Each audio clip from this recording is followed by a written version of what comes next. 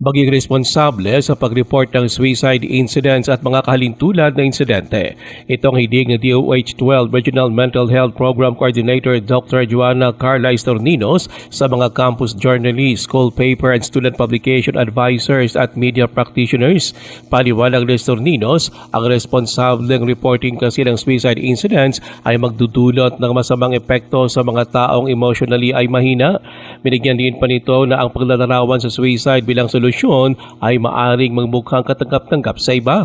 Dagdag pa nito, ang paggamit ng mga nakakagimbal na larawan at buong detalye ay traumatic sa pamilya at nakapangihina pa ng loob sa halip na makatulong. Ayon pa kay Estorninos, ang mga mamamahayag bilang tagapagpalaganap ng impormasyon ay may malaking papel sa paghubog ng pag-uugali at pananaw ng publiko sa mental health.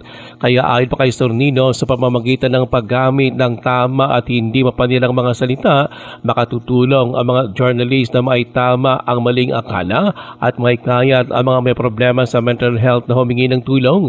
Sinabi ito ni Estorninos sa Orientation on Guidelines of Suicide Reporting and Other Mental Health Issues sa General Santos City. Dinaluhan ito ng mga campus journalists at media practitioners.